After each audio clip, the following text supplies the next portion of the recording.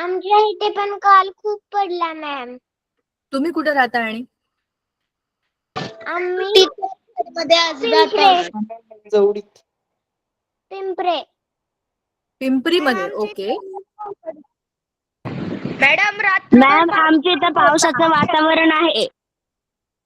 Okay. मी जिकडे राहते तिकडे पण 8 दिवस झाले नुसतंच पावसाचं वातावरण आहे आणि नुसतंच वातावरण आहे, पाऊसच पडत नाही. मी पण पुण्यातच राहते, पण हडपसर मॅम साईडला. तुम्ही कुठे राहता? पुणे, हडपसर. चला, नुसतं घेतलं आणि जातात आणि इतकं गरम होतंय ना, काय विचारू नका. अरे ऊन पडलं, ऊन. आणि आज तारीख आहे 9 जून. शी, त्याला काय अर्थ आहे? फालतूपणा आहे, फालतूपणा. एवढ्या 9 जून पर्यंत मागच्या वर्षी तुम्हाला माहितीये ना, अख्खा मे महिना पावसाळ्यात गेला होता, अख्खा मे महिना. पण जून मध्ये मॅम तुम्ही शायरी बोलली. काय शायरी बोलली. मॅम शायरी? अच्छा, त्याला मराठीमध्ये आपण यमक म्हणतो, यमक. मराठी शब्द लवकर कळतात. बरोबर आहे, करेक्ट आहे. चला, मराठीच कळते मॅम. काय ग, काय म्हणालीस? मराठीच कळते, तुम्ही मराठीच बोलत जा. तो काय बोलला ना ते मला ऐकूच नाही आलं. शायरी आपण म्हणतो ना, चारोळी किंवा 2 ओळींची छोटीशी पटकन म्हणतो तशी कविता, असं आपण करत असतो. आपण खूपदा बोलताना असं असं यमक जुळवतो आणि मुद्दाम असे मजेशीर बोलतो, पण त्याने चांगलं म्हणजे इंटरॅक्शन चांगलं होतं. चला, मला आज अजिबात कोणाला रागवायचं नाहीये. मला रागवायलाच आवडत. रागवायचं कशाला?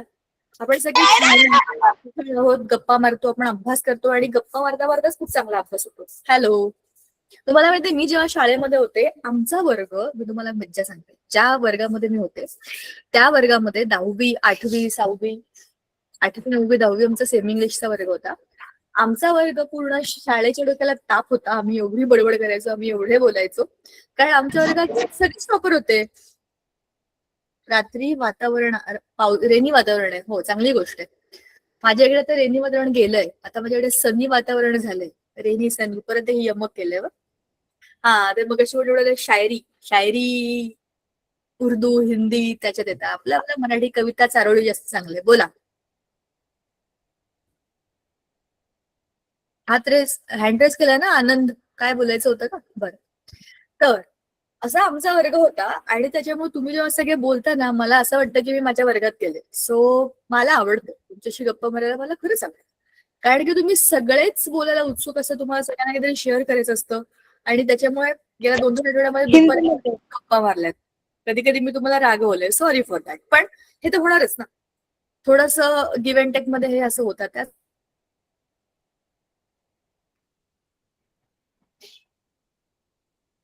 आवाज येत नाहीये.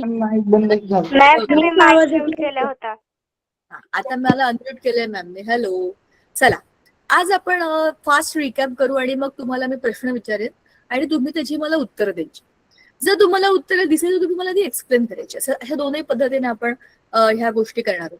तर सगळ्यात आधी ना, मी तुमच्या समोर एक गुड आफ्टरनून मुलांना, आपण एक लॉजिकल रिझनिंग ज्याच्याबद्दल आपण इतके दिवस बोलतोय की नाही, जरा त्याच्याबद्दल जरा आपण बघूया. जरा मी याला मोठं करते, लेट मी जस्ट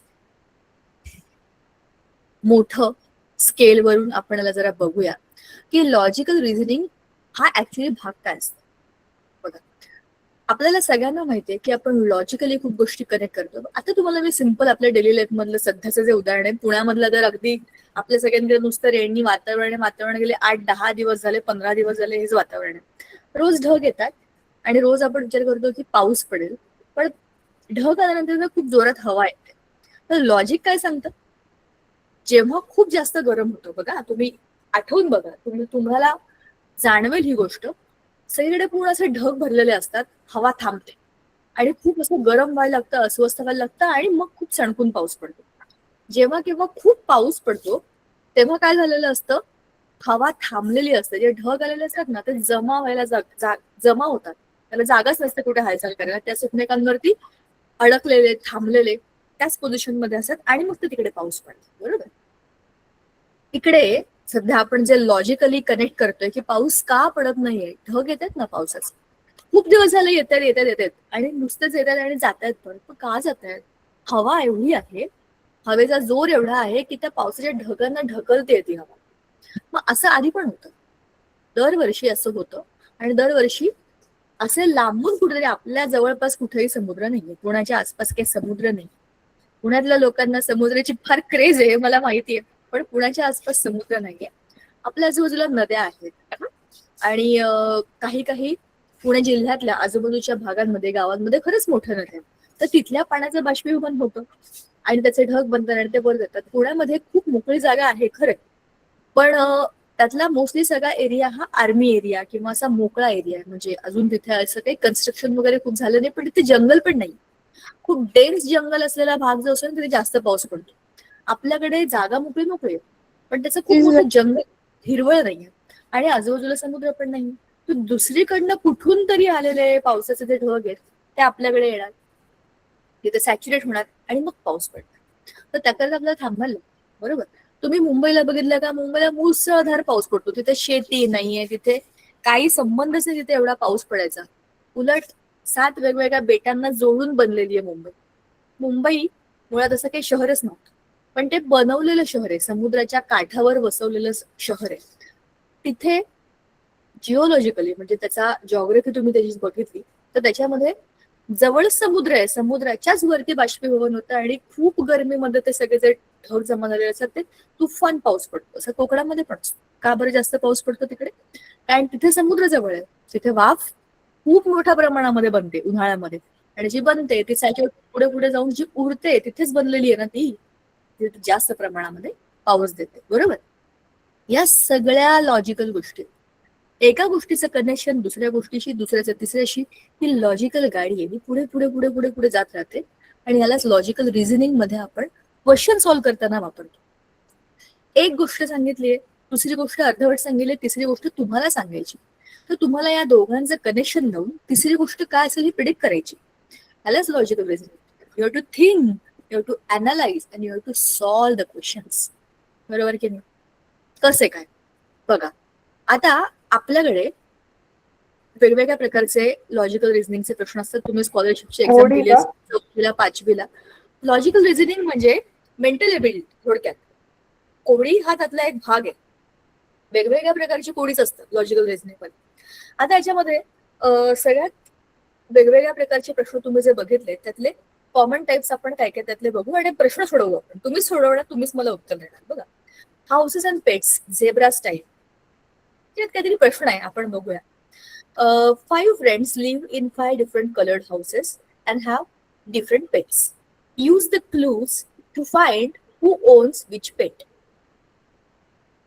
5 मित्र आहेत आणि हे 5 वेगवेगळे त्यांचे पेट अॅनिमल्स आहेत. तर कोणाचा कोणता पेट असेल हे आपल्याला शोधायचे. आरव, बिना, बियांका, सायरस, दिया आणि इथान ही अशी 5 मुलं आहेत. आणि खाली काय आहेत त्याचे वेगवेगळे. बोला, मी सांगू का सांगा. मॅम? पहिल्या घराचं मला वाटतंय कॅट, दुसऱ्या घराचं फिश, तिसऱ्या घराचं पॅरट, चौथ्या घराचं डॉग आणि पाचव्या घराचं रॅबिट. का असं? कलर. का बरं असं? मग रॅबिट थोडी पर्पल कलरचा आहे. मॅम त्यांनी मॅम तिथे मग क्लू असं दिला होऊ आहे. शकतं का? डॉग, पॅरट ते 3 नंबरच्या घराचा आणि 2 नंबरच्या घराचा फिश, नंतर फिश, नंतर कॅट चौथ्या घराची, ऍक्च्युली तुम्ही जे लॉजिक लावलं मगाशी रंगांचं ते बरोबर लॉजिक. न्यूज दिले आहेत. तेच ना, मी तेच सांगतेय. ते वाचण्याच्या आधी तुम्ही जे लॉजिक लावलं ते तुम्ही रंगांच्या हिशोबाने लावलं आणि ते बरोबर केलं. जर आपल्याकडे काहीच इन्फॉर्मेशन नाहीये तर आपण जे काही समोर आहे त्याचाच लॉजिकली काहीतरी कनेक्ट करण्याचा प्रयत्न करतो. तर ग्रीनला ग्रीन, ब्ल्यूला ब्ल्यू हे तर मॅच होते. येलोला म्हणजे दिया जे 4th घरामध्ये तिथे कॅट कडे जायला पाहिजे, म्हणजे थोडस जरा येलोइश ब्राउनिश मध्ये जाते. आणि हा जो भुबू आहे डॉग तो कदाचित 1 मध्ये जाऊ शकतो, असं होऊ शकतं. मग पुन्हा एकच आहे रॅबिट 5, तो 5व्यावर जाईल असं होऊ शकतं. पण हे कलर वरती आणि हे जी छोटी मुलं असतात ना एकदम छोटी, ज्यांना हे सगळं क्लूज ब्यूज असं अजून एवढं कॉम्प्लेक्स करायची गरज नाही अशा सगळ्या मुलांसाठी त्यांचं तर रॅबिट पण पर्पल कलरचं येईल किंवा ते घरच व्हाईट कलरचं बनलं असेल.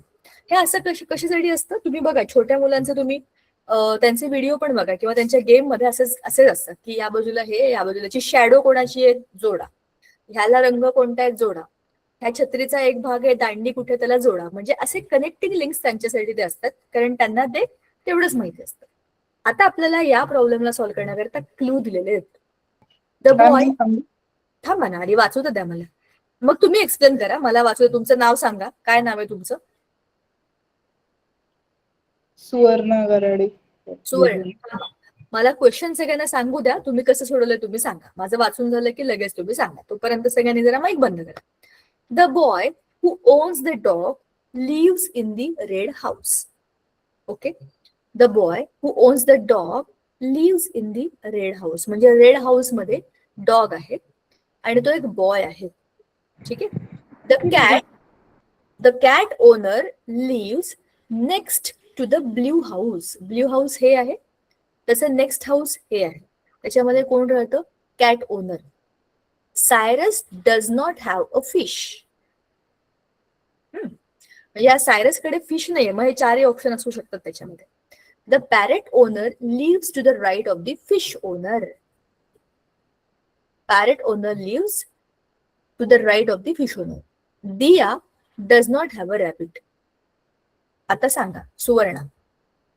मॅम पहिल्या घरामध्ये डॉग असणार आहे कारण की पहिला क्लू आहे the boy who owns the dog live in the red house. आणि सेकंड हाऊस मध्ये ब्लू हाऊस मध्ये क्लू दिला आहे की कॅट ही ब्लू घरामध्ये आहे. आणि त्याच्यानंतर त्यांनी सांगितलं आहे की सायरस कडे फिश नाहीये. दुसरं जर सांगितलं तर चुकीचं सांगितलं. The cat owner lives next to the blue house. Blue हाऊसच्या पुढे कॅट ओनर आहे. म्हणजे ग्रीन हाऊस मध्ये सायरस जे आहे, सायरस जो आहे त्याच्याकडे काय आहे? मॅम तिसऱ्या, चौथ्या किंवा पाचव्या मध्ये कॅट असणार ते. ऐका तिसऱ्या कॅट. तिसरा, the cat owner lives next to the blue house. Blue हाऊसच्या पुढचं कोणतं आहे? Green house. आणि ग्रीन हाऊस मध्ये कोण राहतंय? सायरस. आणि Cyrus does not have a fish, हे पण बरोबर आहे. मग फिश इकडचा आपण इकडे टाकू शकतो का? Cat owner is next to the blue house.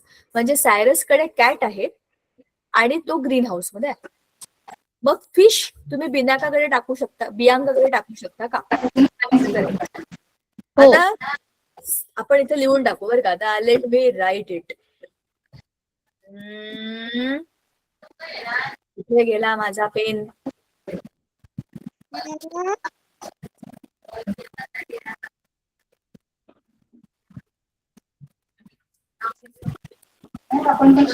सांगू का मॅम मी सांगू का?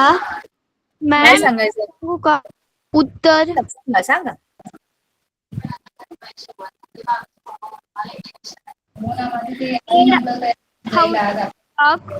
मॅम तुमची स्क्रीन नाही दिसत आहे.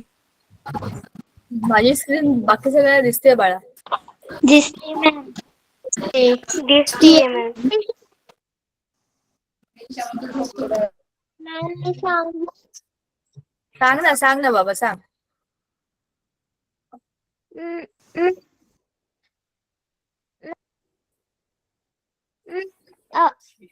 रेड हाऊस मध्ये डॉग येईल आणि ब्लू हाऊस मध्ये फिश येईल आणि ग्रीन हाऊस मध्ये कॅट येईल आणि the parrot owner lives to the right of the fish owner.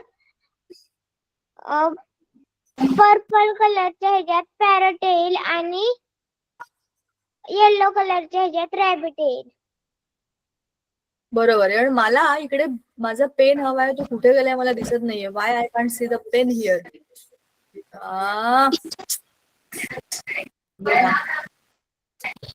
त्याच्यात सांगितलंय की Diya does not have rabbit. मग दियाला पॅरेट येईल आणि रॅबिट पर्पल हाऊस मध्ये येईल. बस म्हणजे आरव पहिल्या घरामध्ये हे कन्फर्म झालंय. The boy who owns the dog lives in the red house. तो आरव आहे, त्याच्याकडे डॉग आहे आणि तो बॉय आहे, हे जमलंय. The cat owner lives next to the blue house. म्हणजे ब्ल्यू हाऊसच्या पुढे मॅम मी कॅट, सांगू सायरस कडे कॅट आहे. बरोबर आहे. मॅम मी सांगू का फिश कोणाला सांगायचंय, थांबा. The parrot owner lives to the right of the fish owner. Fish owner कोण आहे मग आता? जर बियांका घेतली तर त्याच्या राईटला सायरस येतोय. मग हे चुकणार नाही, हे चुकलंय. म्हणजे बियांकाकडे मॅम मी सांगू मॅम फिश ही दियाकडं. फिश मॅडम दियाकडे. बियाकडे. बरोबर. मॅम बोला, सांगा सांगा. लाल घरामध्ये कुत्रा येईल आणि निळ्या घरामध्ये ससा येईल आणि हिरव्या घरामध्ये मांजर येईल आणि पिवळ्या घरामध्ये मासा येईल आणि जांभळ्या घरामध्ये पोपट येईल. मॅम मी लाल सांगू घरामध्ये- बरोबर आहे मॅम. मॅम पॅरोट हे नाव सांगा एखादकडे. तुमचं आधी. मॅम मी सांगू. सोनाली अरे पण मी म्हणजे नाव सांगा, मी म्हणजे कोण? आणि त्यांचा मित्र आरव दियांका सायरस दिया सांगू चला आता सगळ्यांनी माईक बंद करा. एक मिनिट, सगळ्यांनी माईक बंद करा. सोनालीला काहीतरी सांगायचं, तिला जरा सांगू द्या, आपण चेक करू. एक एक नीट सांग सोनाली, एक एक नीट सांग. मॅम पहिल्या घरामध्ये डॉग येणार, रेड घरामध्ये, ब्ल्यू घरामध्ये बरोबर. फिश येणार, ग्रीन घरामध्ये कॅट येणार, येलो घरामध्ये पॅरट आणि पर्पल घरामध्ये रॅबिट येणार आहे. का बरं? कारण मॅम त्यांनी सांगितलंय Divya does not have a rabbit, म्हणजे दिव्याकडं रॅबिट नाहीये, म्हणजे दिव्याकडं पॅरट येणार. कारण पहिले 3 ऑप्शन तर आपले गेले आहेत. पण हे बघ ना, the parrot owner lives to the right of the fish owner. मग फिश ओनर कोण आहे? जर तुम्ही बियांकाला फिश ओनर घेतलं, त्याच्या राईटला मग सायरस येतो आणि मग सायरस कडे फिश नाहीये, मग तुम्ही इथे कॅट टाकलंय, मग तुम्हाला इकडे पॅरेट टाकावं लागेल. कोणाला कुठे टाकलं तुम्ही? हे तर कन्फर्म झालं. पहिल्या घरामध्ये आरवकडे कुत्रा आहे, हे कन्फर्म आहे. तिसऱ्या घरामध्ये मांजर आहे, हे कन्फर्म आहे. आता 2, 4 आणि 5 याचं कन्फ्युजन आहे, ते काय सोडवायचं ते मला सांग. मॅम मी श्रुती सांगू.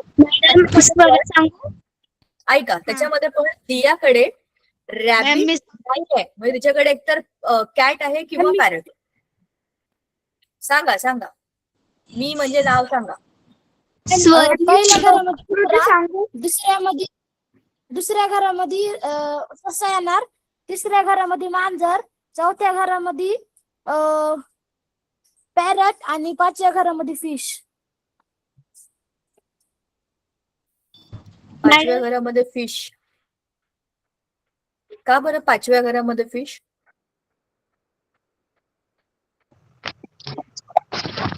मॅम 5व्या घरामध्ये पॅरट पॅरट.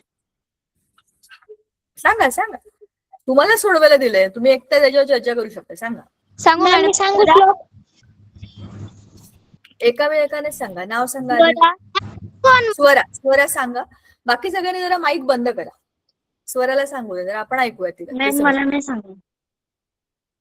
काय? रेड हाऊस मध्ये डॉग, त्यांनी ते दिलेलं आहे ते एक विधान. ब्ल्यू हाऊस मध्ये रॅबिट, का? ग्रीन हाऊस मध्ये कॅट, येलो हाऊस मध्ये फिश आणि पर्पल हाऊस मध्ये पॅरट. का असं? कारण की त्यांनी तिथं 4थ्या विधानामध्ये दिलंय the parrot owner lives to the right of the fish owner. मग आपण पॅरट जर पर्पल हाऊस मध्ये जर घेतला तर फिश बरोबर त्याच्या राईट साइडला येतोय आणि उरलेलं रॅबिट, मग रॅबिट ते ब्ल्यू घरामध्ये येतंय. रॅबिट, कारण दियाकडे रॅबिट नाहीये, म्हणजे दिया एकतर बियांकाच्या म्हणजे कॅटच्या इकडे जाईल किंवा मॅम मला लॉजिक कळलं, मी सांगू का? मॅम तुमचं मी नाव श्रुती सांगा. सांगू का? मी श्रुती. सोनाली. सोनाली, तुम्ही सांगितलं का मग अशी उत्तर एकदा? जर सांगितलं असेल तर परत नाही सांगायचं. येस मॅम, मला परत दुसरं लॉजिक कळलं, उत्तर काय असेल. थांबा, आधी बाकीच्यांना सांगू द्या, मग तुम्ही सांगा. स्वरा, आता काहीतरी स्वरा हे नाव आलं होतं का दुसरं नाव? मॅडम मी सांगितलं. ओके, मग आता कोणाला सांगायचं होतं? मी सांगू कारण एक हळूच नाव काहीतरी सांगितलं. काय नाव होतं मला ऐकू नाही आलं. श्रुती श्रुती श्रुती सांग. फर्स्ट घरामध्ये डॉग येईल, सेकंड घरामध्ये फिश येईल, कारण की त्यांनी असं दिलंय the parrot owner lives to the right of the fish. मग पॅरोट फिशच्या उजव्या साईडला आहे. मग जर आपण सेकंड नंबरला फिश घेतलं तर त्याच्याबरोबर 3 नंबरला तर कॅट आहे ना, मग त्याच्या उजव्या साईडला दियाच्या तिथं पॅरोट येईल. मग शेवट कोण राहिलं तर रॅबिट, 5 नंबरला रॅबिट. पण या लॉजिक प्रमाणे इथे तर कॅट आली आहे आणि हा फिश तुम्ही इथे टाकला, तर फिशच्या उजव्या बाजूला राईटला the parrot owner lives to the right of the fish owner. जर तुम्ही याला फिश ओनर केलं, या बियांकाला तुम्ही फिशला दिलं, तर तिच्या उजव्या बाजूला इकडे कोण येतोय? Parrot owner. म्हणजे इथे पोपट यायला पाहिजे, पण सायरस कडे काय आहे? सायरस कडे कॅट आहे ना, कॅट. त्याच्यामुळे हे इथे नाही बसणार आहे, या दोघांचं एक्सचेंज होणार नाहीये. मॅम मी सांगू? नाव सांगा. तुम्ही सांगितलं ना मगाशी, का बना इतरांना जरा सांगू देत की आधी. तुमचं नाव काय? मी म्हणजे काय? अनन्या. अनन्या, सांग बरं. मॅम आपल्याला जसं सांगितलंय, पहिल्या हाऊस मध्ये डॉग आणि तिसऱ्या हाऊस सायरस मध्ये कॅट आहे. बरोबर. मग इथं दिलंय की the parrot owner lives to the right of the fish owner. म्हणजे आता हे 2 ब्लँक आहे, मध्ये एकच जागा राहिली, म्हणजे बियांका मध्ये नाही राहणार ते दोघं. मग 4 आणि 5 म्हणजे 4 मध्ये फिश येणार, 5 मध्ये पॅरेट येणार आणि 2 मध्ये कॅट येणार, रॅबिट येणार. म्हणजे दियाकडे रॅबिट नाहीये, मग दियाकडे आपण काय टाकू शकतो?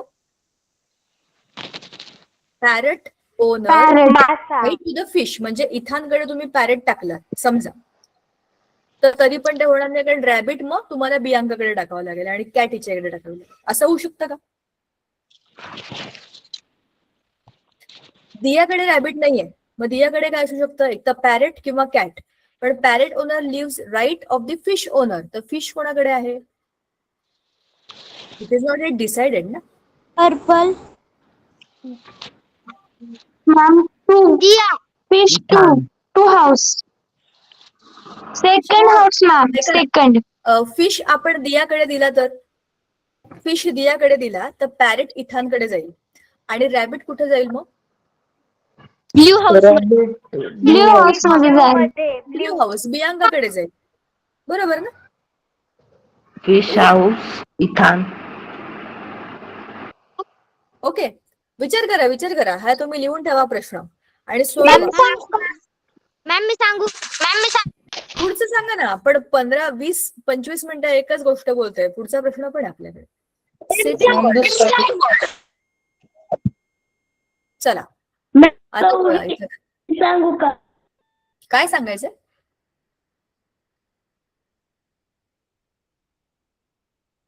आता खालचा प्रश्न बघा. थोडं मुद्दा मोठं करते, म्हणजे वरचं खालचं काय दिसायला नको, एवढाच प्रश्न बघू आपण. ठीक आहे. Sitting order.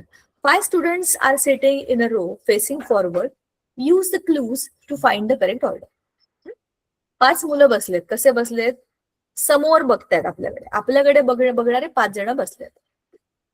Rohan is sitting at one of the ends. Meera is sitting to the right of Rohan. Arjun is sitting next to Meera. Sanya is sitting to the left of Kabir. Kabir is not sitting at the end. Confusing आहे, विचार करा. Madam याच्यात कोण रोहन, कोण मीरा आहे, कोण अर्जुन आहे? तुम्ही ठरवा. 5 मुलं आहेत, कोणालाही कुठलीही नावं द्या. कबीर एंडला बसलेला नाहीये, रोहन एका एंडला बसलेला आहे. मॅम ते दिले ना, Rohan is sitting at of first at one which is of the one. Ends. हा रोहन आहे किंवा हा रोहन आहे.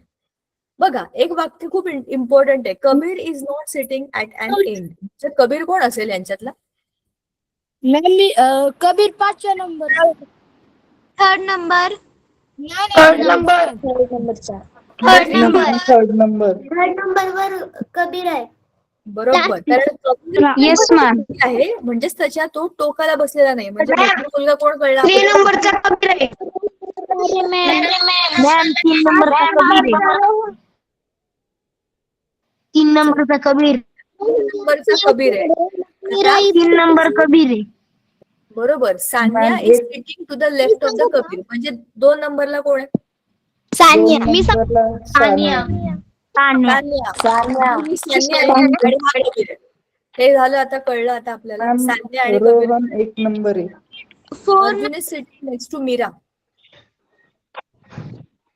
म्हणजे हा अर्जुन आणि ही मीरा आहे का? Yes ma'am. Yes. Meera ma'am, is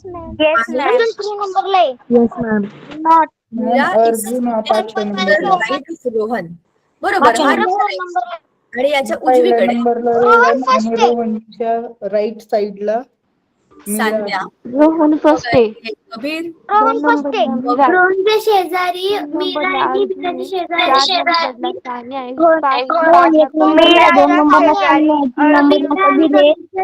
नंबरला मीरा आहे आणि 5 नंबरला अर्जुन आहे. बरोबर, 4 नंबरला मीरा आहे, 5ला अर्जुन आहे, 3ला कबीर आहे, 2ला सान्या आणि पहिला कोण आहे? रोहन. 3 मिनिटात सोडवलं आपण. सगळ्यांनी डोकं चालवलं एकाच वेळेला, बडबड बडबड गेली, पण आपलं हे सुटलं. वरचं लयच डोकं खात होतं. 25 मिनिटं बोललो आपण. 25 मिनिटं. Very good. पण मला मज्जा आहे. हे सोपं होतं ना, कारण 5च लोक होते आणि एक खूप इम्पॉर्टंट हिंट होते की Kabir is not sitting at the end. इकडे वरती 2 हिंट आहेत, पण ह्या तिघांना ना मला माहित नाही, मला हे का नाही, माझं पेन का दिसत नाहीये, मला समजतच नाहीये. मला पेन पाहिजे इकडे. पेन वापरला ना की काम खूप सोपं होतं, आणि पेन असतो तर का येत नाहीये, मला दिसत नाहीये. हे तर इरेजर आहे यार.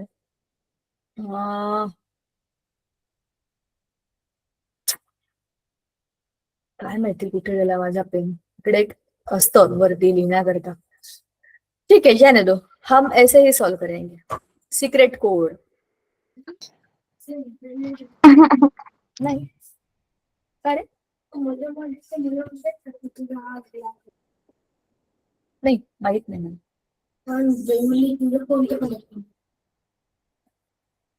टीव्ही बंद करा. लाईट गेलेत का? ओके. मला सांगा, माझा आवाज वर खाली होतोय का? आमच्याकडे लाईट गेलेत, काय झालं तेच मला विचारायला आले होते की आवाज येतोय का तुझा क्लासमध्ये. चला, गुड, बरं झालं. A locker has a 3-digit code. Use the clues to find the code. तुम्हाला माहितीये का, असं ना सुटकेस पण असतात. अरे चला, मी तुम्हाला याच्यावर खरा किस्सा सांगते. आम्ही ना एकदा हो मॅम, आमच्याकडे आहे. ट्रिपला गेलो होतो, फॅमिली ट्रिपला गेलो होतो. आउट ऑफ ऐका, बडबड करू नका. मी तुम्हाला खरा किस्सा सांगते आमच्या ट्रॅव्हलिंग मधला, तो ऐका. आम्ही विथ फॅमिली फिरायला गेलो होतो, तेव्हा आम्ही खूप, मला वाटते कॉलेजमध्ये वगैरे कधीतरीची गोष्ट आहे, तेव्हाची गोष्ट आहे. तर अशी एक मस्त सुटकेस होती आणि त्याच्यावरती ना प्रवासामध्ये आपण लांब लांब फिरतो, दिल्ली किंवा आणखीन केदारनाथ, अशा लांबच्या ट्रिपला समजा गेलो आपण, तर खूप सामान घेऊन जातो ना आपण. तर त्याच्याकरताचे आम्ही नव्या सुटकेस घेतले होते.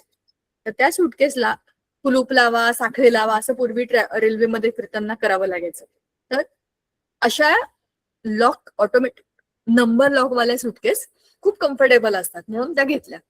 तर ती सुटकेस तर आम्ही घेतली, त्याच्यामध्ये सगळं सामान ठेवलं आणि ती सुटकेस घेऊन आम्ही ट्रॅव्हल केला आणि ज्या ठिकाणी तिथे जाऊन उतरलो. तिथे गेलो, रूमवर गेलो. आता ते उघडायची वेळ आली. उघडताना आम्हाला त्याचा थोडंच लक्षात नव्हता, कारण की आम्ही हा नंबर चांगला आहे, तो नंबर चांगला आहे, मी आणि माझ्या भावाने दोघांनी मिळून 100 गोष्टी त्याच्याबद्दल बोलल्या होत्या की आपण हा ठेवूया का, तो ठेवूया का, अमुक करूया का, तमुक करूया का, 1111000. मग म्हटलं हे खूपच सोपं आहे, हे कोणी टाकेल. 000 नाही, 111 नाही, 99 नाही, असं नाही टाकायचं, आपण दुसरं टाकू. मग काय कॉम्बिनेशन केलं होतं आपण? हे केलं होतं का? ते आम्ही करून बघायचो, ते चुकायचं. हे गेलं होतं का? करून बघायचं, चुकायचं. किती वेळ आमचा गेला आणि सुटकेसच उघडल्या नाही. अरे जाऊ दे, चोर तर गेले खड्ड्यात. चोरांकडे त्याची सुटकेस गेलीच नाही, आमची सुटकेस आमच्याचकडे तरी आम्हाला उघडता येत नव्हती. केव्हाच्या केव्हा, बापरे. कारण आम्ही इतक्या गोष्टी बोललो होतो, आपण हे करूया, आपण ते करूया, आपण ते करूया, मग हा नंबर ठेवूया, मग तो नंबर ठेवूया, आणि त्या सगळ्या भानगडीमध्ये आम्ही कोणता नंबर नक्की ठेवला हेच आम्ही विसरलो. पण मग असं करून मला हे समजलं की ते जुनं होतं ते बरं होतं. चावी ठेवली, बॅग मध्ये ठेवली, कुठेतरी ठेवली, चावी बरोबर लावली की उघडतं ना कुलूप. आता याच्यामध्ये काय करायचं बघा ना. मॅम मी सांगू का आन्सर? सोडवलं का? मी सांगू? मला आधी प्रश्न वाचू द्या. A locker has a 3 digit code. Use the clues to find the code. The digit in the hundreds places twice the ones digit. थांबा. At hundreds places twice at the ones digit. The tens digit is 3 more than the ones digit. The sum of all the 3 digits is 12. The code is an even number. सांगा काय येतो? 282. 282. The digit in the hundreds places twice. 282. सांगितलं एकच स्थानाच्या दुप्पट आहे. मग 282 म्हणताय तुम्ही. The digit in the hundreds places twice the ones place. मग वन्सला तुम्ही 2 लिहिलं असेल तर इथे 4 येणार आहे. मग 282 कसं येईल?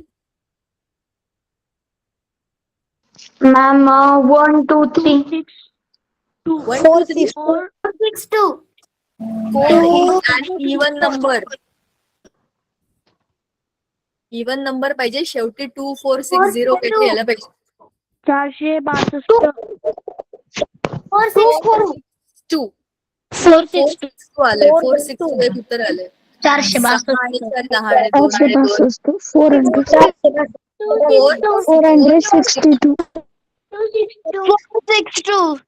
462. 262.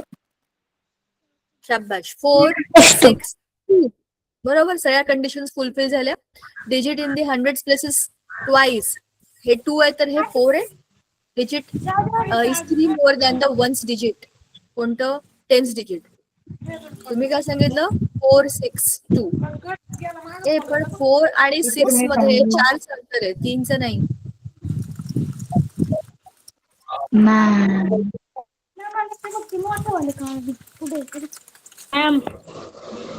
मॅम बोला. 462. पण 462 मध्ये 363. नाही ना. हा आपला कोड इवन नंबर आहे. 363 येऊ नाही शकत त्याच्यात. आणि 363 असंही चुकीचं आहे. आणि शेवटचं सेम. Hello ma'am. बोला. 246.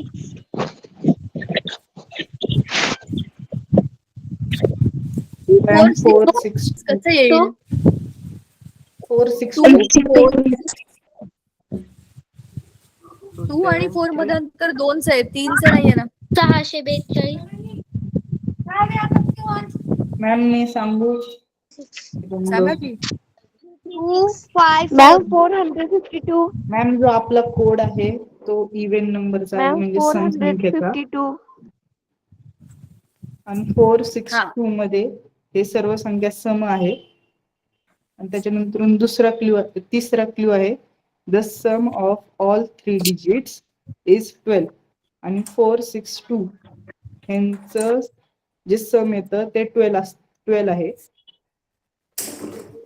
बरोबर आहे. दुसरा जो क्लू आहे तो आहे the 10th digit is 3 more than the ones digit. म्हणजे 252. The tens digit is 3 more than the ones digit. हे कुठे फुलफिल होत आहे त्याच्यामध्ये? जर तुम्ही 462 म्हणताय तर 6 आणि 2 मधलं अंतर 4 आहे ना. 3 नाही. Ma'am 452. 452 ma'am. 460 is correct answer. 452. 52.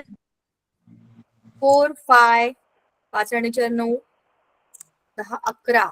But some 12 नाही होत ना. सम 12 होते का? 852 मॅम.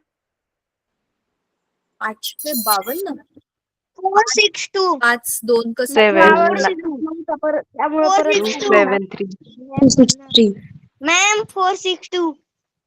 मॅम हे फर्स्ट क्वेश्चन मध्ये झालंय. 854. 852 येईन का मॅम? 854. 854 12 पेक्षा मोठं होणार आहे याचं. Ma'am ma'am 462. एकच आहे मग. ऐका ना. 462. मी ते सांगते तुम्हाला. मला पर्सनली असं वाटतंय की हे प्रिंटिंग मिस्टेक होऊन हे 3 ते 4 असायला पाहिजे. तर 10th digit is 4 more than the 1st digit. असं केलं की ते बरोबर परफेक्ट बसतं. त्याच्यामध्ये 3चा पर्यंत हा एक मुद्दा सोडला ना तर बाकी सगळे बरोबर त्याच्यात लॉजिकली पॉईंट येतात. त्याच्यामध्ये 462 मध्ये बरोबर. तर 462 मध्ये हा 3 मोर नाही 4 मोर आहे. हा एकच मुद्दा आहे जो मॅच होत नाही.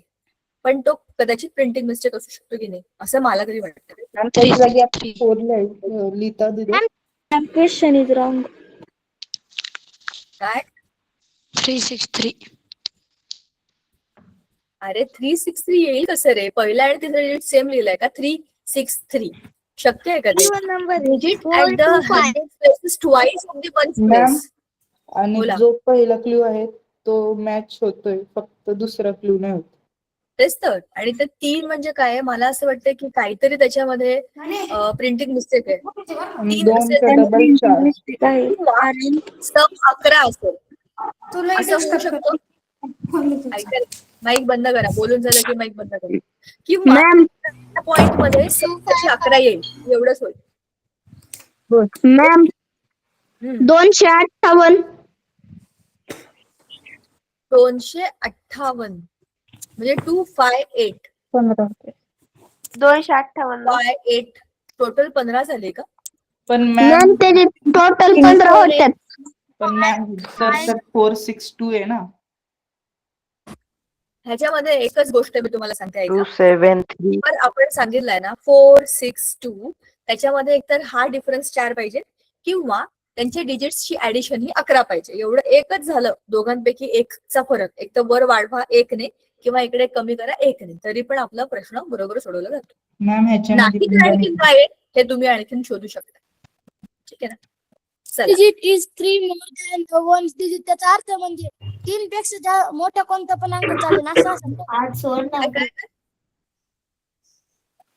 द 10th डिजिट मी सांगते 10th digit is 3 more than the 1st digit. जर वन्स म्हणजे एकक स्थानी 1 असेल तर दशक स्थानी त्याच्यापेक्षा 3 ने मोठी संख्या म्हणजे 4 येईल. ऐका ना मॅम 852 नाही येऊ शकत का? आणि पुढचं सोडवा. दुसरा क्वेश्चन. माईक बंद करा. सगळ्यांनी आधी तुमचे माईक बंद करा आणि हे प्रश्न बघा. मॅम बोला बोला. आज 4 झाला संपणार आहे ना? 4 झाला क्लास संपणार आहे ना? 4:10 ला क्लासला संपेल. 3:50 ला क्लास संपेल. 3 ला सुरू झालाय माझा क्लास. 3 ते 3:50. रवी. Okay ma'am. चला Ravi is taller than Amit. Amit is taller than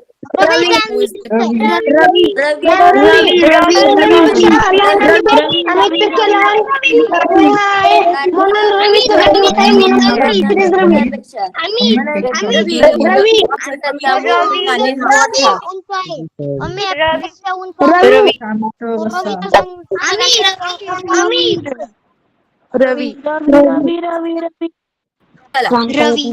म्हणजे उत्तर रवी. रवी सगळ्यात रवी अगदी.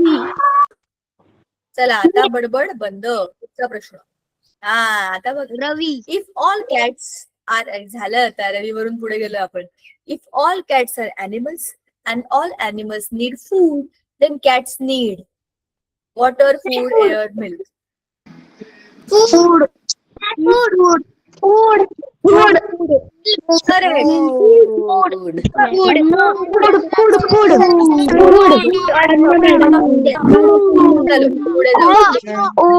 ओडी फूड अन्न खाना फूड अन्न सांगू का?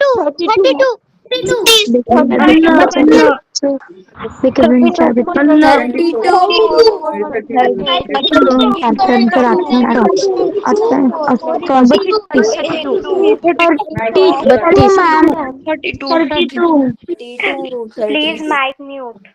32 सर्वांनी प्लीज माउट युअर 32 32 झालं. उत्तर आलं? चला पुढे. तुम्हीच तुमचे बोला आणि तुम्ही तुमची बडबड करा. ठीक आहे? आणि इतकं बेशिस्त वागताय, सगळं रेकॉर्ड होतंय तिकडे. Very good. तुम्हाला ते म्यूट करतात तेच बरं. चला लक्ष द्या. सूर्य, दिवस, चंद्र, नाईट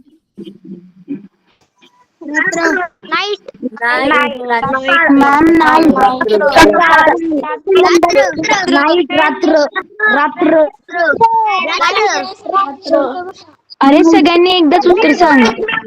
नाही, त्यांना एकदा सांगून समजतच नाही ते. ते कसे आहेत माहितीये का? एकदा सांगून ज्यांना कळतं ते सगळे हुशार असतात. आणि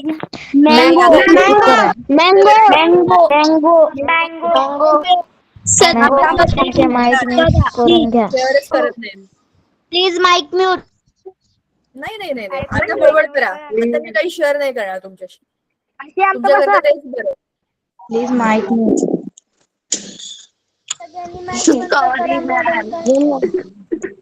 क्लास कोणचे?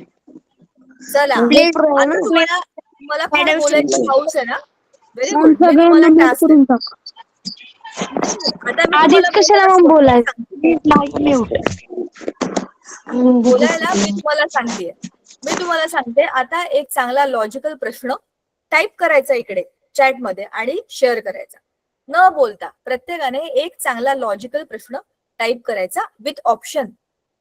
जसं आता मी लिहिलं होतं, दिवस बरोबर सूर्य, चंद्र बरोबर काय, हा एक प्रकार होता. वरती कसं होतं, ह्याच्यापेक्षा हा उंच, ह्याच्यापेक्षा हा उंच, असे बरेच प्रश्न आपण केले, वेगवेगळ्या प्रकारचे केले. कोणता तरी एक प्रश्न बनवायचा आता स्वतःच्या डोक्याने आणि चॅटबॉक्स मध्ये टाकायचा. मी काही शेअर करणार नाही, आता तुम्ही शेअर करायचं आणि चॅटबॉक्स मध्ये आपला प्रश्न लिहायचा आणि त्याचं ऑप्शन लिहायचं. आता याच्यामध्ये जे कोणी सगळे बडबड करतील त्या सगळ्यांना मी मीटिंग मधनं काढून टाकणार. सर्व दिलेला टास्क पूर्ण करायचा. आता म्यूट राहा, अनम्यूट करा, बडबड करायचंय, काय करायचं ते करा. पण इथे किती मुलं आहेत आता? 79 मुलं आहेत. ओके, चंदनाचा एक क्वेश्चन आला, 2:4, 21:what? काय उत्तर आहे? ऑप्शन्स काय आहेत त्याच्यामध्ये? करेक्ट आन्सर काय ते पण टाका ना. असं तर कोणी काही बनवेल. You have to make a question and everybody has to make a question. तिच्या प्रश्नाचं उत्तर देऊ नका, स्वतःचा प्रश्न बनवा. हे बघा, मेक द क्वेश्चन्स. जे प्रश्न बनवतायत त्या सगळ्यांनी खाली ऑप्शन द्या ना, ABCD. आता ऑप्शन होते की नाही? परत तेच करताय तुम्ही. हे काय आहे? याचे ऑप्शन काय आहेत? नीलम वरपे, नंदिनी सोनावणे, ऑप्शन्स काय आहेत? आम्ही कसं सोडवायचं? आता मी तुम्हाला असं ओरल दिलं होतं का? ऑप्शन दिले होते ना प्रत्येकाचे. Share your questions with the options आणि everybody has to do it. हा, हर्षवर्धन एक प्रश्न विचारलाय.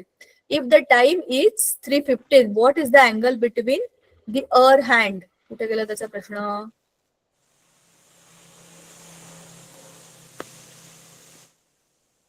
अरे वा, आता ऑप्शन पण येत आहेत. चला, आधी तो काय आहे वरचा प्रश्न त्याचा, मिनिट हँड आणि काहीतरीचा प्रश्न. बरं, 3:24:14. अरे अरे अरे, कुठे गेलं ते?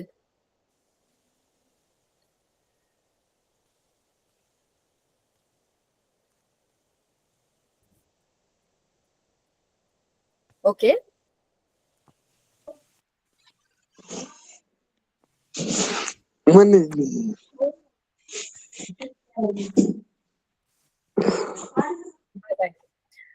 बरं, 3, 2, 3, 5, 7. Okay, very good. आता याला काय म्हणतात माहितीये का? लॉजिकली करेक्ट क्वेश्चन बनवणं. शाबाश. बळबळ करता तुम्ही, चांगली गोष्ट आहे, पण काम पण करताय. ओके, पंजाब, चंदीगड, महाराष्ट्र,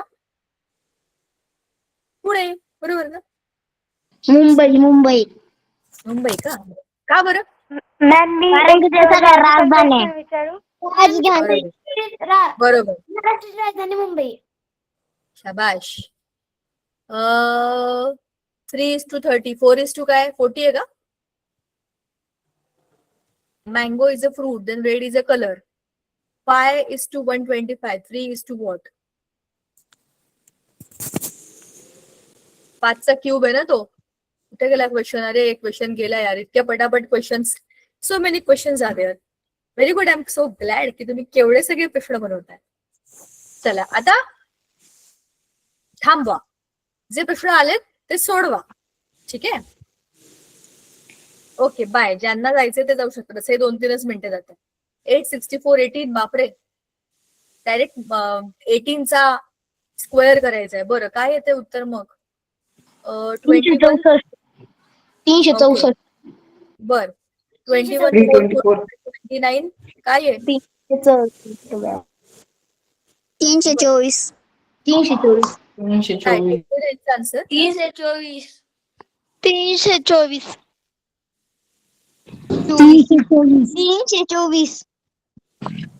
324. मग हे 364 काय आलंय? 7चा घन नाही, 9चा घन 324. 709. 729. आता हे काय 72 27 30, याचं उत्तर काय येईल? 3 का?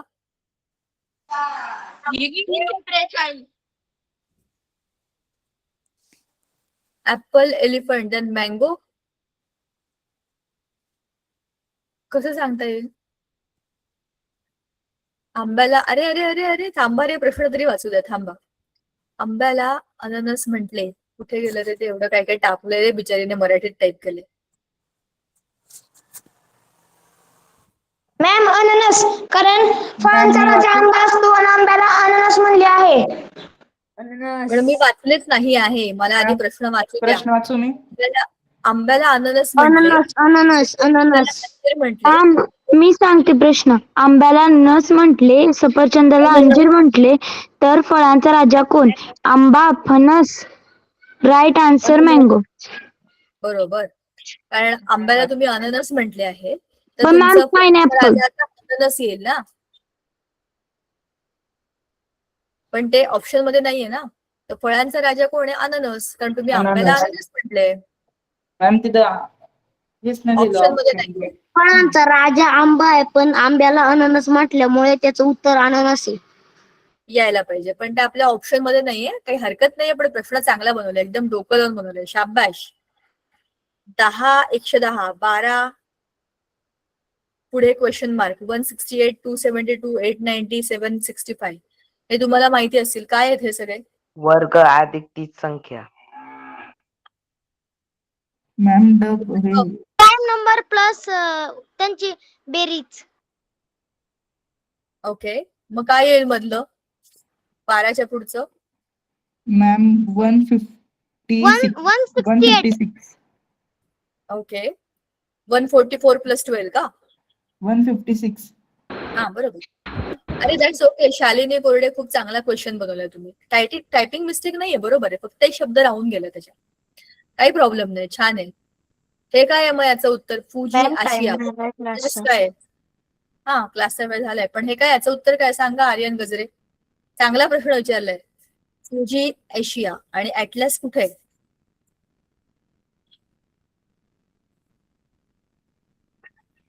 मॅम संपला क्लास. हो, पण याचं उत्तर सांगा आर्यन गजरे. Atlas is in. उत्तर मॅम. मी लेफ्ट घेऊ का? हो, आपण सगळेच जाऊ शकतो. अरे हे चांगला प्रश्न आहे. Ram is taller than Raju and Raju is taller than Ranesh. Bye Who is tallest? Bye bye. Aryan Gajare, उत्तर टाका. Bye ma'am. मॅम बाय बोला. मॅम. आज 2 क्लासेस का एकच क्लास आहे? आपल्या ग्रुपवर काय आलंय? एकाच क्लास बद्दल आलंय का? Bye bye. ना जायचंय त्यांनी जा, गडबड करू नका. एकाच क्लास बद्दल आलंय. Join for the next class. Okay, बघा आला, मॅम सांगतायत. मॅम, मी एक प्रश्न टाकलाय चॅट बॉक्स मध्ये. कधी? आत्ता का? हो. नाव काय तुमचं? होमवर्क? अच्छा, आफ्रिका आहे. Homework नाही. बरोबर. मग क्वेश्चन. मॅम क्वेश्चन वाचा ना. आता टाकलाय, खूप मोठा आहे. ओके ओके, हा. तेजूने टाकलाय का? हो. नाही मॅम, सीमा. सीमा. बरं थांब, आता हा काय प्रश्न आहे बघ. 5 मैत्रिणी एका भिंतीवर बसल्या आहेत. त्या मैत्रिणींची नावे आहेत वेदिका, वैष्णवी, दुर्वा, शुभ्रा आणि तेजल. वेदिका सगळ्यात कडेला बसली आहे. वेदिकापासून 5व्या क्रमांकावर वैष्णवी बसली आहे. वैष्णवीच्या डावीकडे दुर्वा बसली आहे आणि वेदिकाच्या उजव्या बाजूला शुभ्रा आहे आणि शुभ्राच्या उजव्या बाजूला तेजल बसली आहे. तर मध्यभागी कोण बसले? हे जे काही तू बनवलंय ना त्याच्याकडे तुला एक स्टार आहे.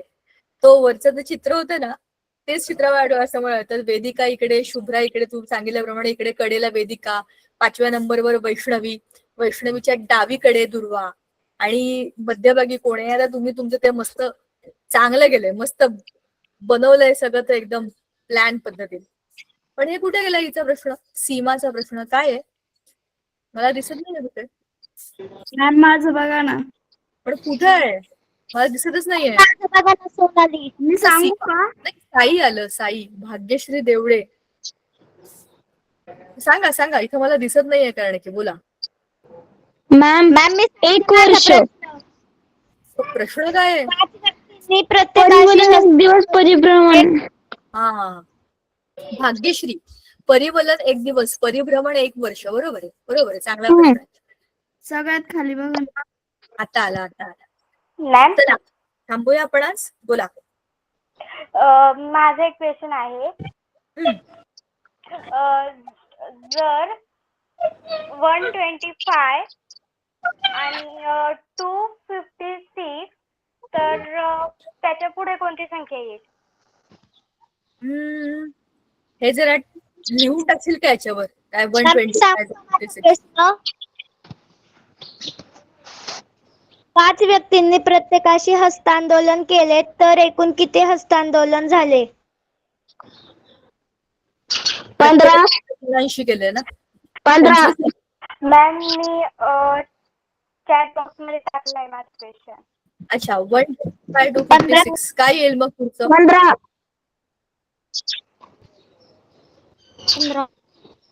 मॅम आन्सर 15 येईल. का बरं? कारण एक फॉर्म्युला आहे.